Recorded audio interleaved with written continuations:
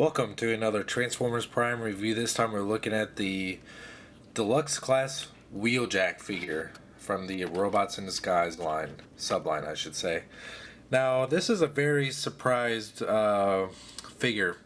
I think everyone was surprised to get this because he's only been in one episode so far, and he didn't die, unlike someone else. He just kind of went away, which is kind of a shame because this is a very cool character in the show. As you see, he comes with swords. He has a very cool looking character picture on the box there. He does come with his battle mask deployed to give him more of a G1 look. You can see the bio, product shots on the back, tech specs on the side with another cool picture. Part of the Wreckers along with Bulkhead. So that makes his character even cooler in my eyes. And on the bottom you see even more product shots. So yeah, just from what I've seen, this one looks like it would be a better Generations Wheeljack than the actual one we got. And just like how I thought about animated Rodimus, I'm really excited about checking this figure out. So go ahead, take him out of the box. Holy crap, guys! This figure is amazing. This has definitely surprised me. I didn't think it was going to be that great. I actually reviewed Soundwave before I even opened this, and I previously said that was my previous favorite Prime figure so far. That is no longer true. As of right now, this is my favorite Prime figure because this is just absolutely just amazing figure. So here we have him in his vehicle mode, and it looks like it definitely has the same colors as Wheeljack as you'd expect, but also kind of resembles, as far as the shape goes, the classics Rodimus figure in some weird way, especially the windshield side. That kind of reminds me there, but it's very modern, or not really. It doesn't really look like any car, but it kind of looks like a car that could be on Cybertron, because in the actual one episode that he was in, he does actually pick out a vehicle mode, but that doesn't say he doesn't eventually get one, because he might come back eventually, because I would really like him to come back. He does have his swords stored underneath, which surprisingly are not a rubber type of plastic. This is actually a kind of a stiffer type of plastic, and it actually has some markings at the base, which could be Cybertronian glyphs. I don't know. And you can actually take the swords themselves and peg them onto the inside of the bumper via these pegs and the holes on the handle of each sword. And you can create this goofy thing, which it's definitely out there. Doesn't look too horrible, but yeah, that's kind of silly to me. But most of the time I'll just have them stored underneath the vehicle. But besides just that goofy gimmick, this is a great looking vehicle. Rolls no problem. There can be a little bit of a drag underneath of everything, just because especially these knee pads, they can kind of get away. You see there, but since this is a pretty smooth surface, it rolls no problem. So great looking vehicle mode. Pan up a little bit and raise it up ever so slightly. Going to start the transformation, which is the coolest part of the entire figure, especially in the legs. Going to separate the sides, which these will become the arms. Pan it back up a little bit and separate the bumper, or the hood, which will become the legs. Swing this down a little bit and go ahead and do the arms. Push these up a little bit. Arms are pretty simple. Flip out the windshield and the hands right there. Do that. Do the same thing to the other side, like so. And just kind of take this section here, pull it back,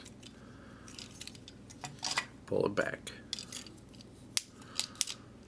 Okay. Now the legs are really the coolest part. I'm going to take this whole inside section.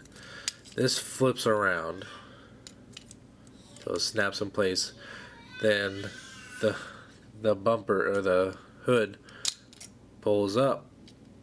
Then it goes off to the side, and then the foot comes around, and then you turn the leg. I thought that was really the coolest part of the whole transformation, especially just this whole section. It just tickles me. Not literally, metaphorically. It'd be weird if it did tickle me. That would also be severely awkward. Go back to the top here, separate this, and the revealer gimmick pushes up, flips out the head, and the torso will peg into a hole right there, and these will separate, become I don't know what, but they separate, and there you have Wheeljack and robot mode. And this is an awesome looking robot mode. Articulation, he's pretty good. Ball joint for the head, so you get full range of motion there. Another ball joint in each shoulder, and a swivel in the upper bicep, elbow, a little bit of wrist. No waist articulation due to transformation, and then ball joint at each hip. Limited knee articulation, and pretty good foot movement, and especially considering that the ball joint is actually attached to the side of the ankle, not to the actual leg itself, which is kind of weird. Proportion wise, he is a little bit weird because his head kind of looks like, from certain angles, it's kind of sunken into his torso, but it works for me because it just gives him really a badass look to him. As far as I could figure out, there's no true way to store the swords on him. You can like use these pegs here and kind of attach them to his legs, but that looks awkward. So the best way to really store them is to have him hold them, which is pretty cool. He does have his hand turns into a gun in the show, and it's actually featured like that in the artwork on the box. But however, he does not have that, so you're kind of left with still swords. But the swords look great nonetheless. Actually, one thing I was watching a Con Job today while I was playing with this, and I noticed something funny about the packaging. And I didn't notice it. I saw it on the packaging, but I didn't think anything of it. If look right there on his hip, if you can see it quite right, there's a kind of cylinder thing with a green detailing on it. That's actually the bomb that Makeshift died, was killed with. He was the Wheeljack imposter. So in actuality, that's not Wheeljack. That's Makeshift on the box. Useless information, but still kind of interesting. Overall, this is the only thing that I wish they would have changed. I wish they kind of would have got rid of the face mask and kept it like the old, really kind of grizzled look that he had, instead of just this battle mask. Articulation is decent enough for me.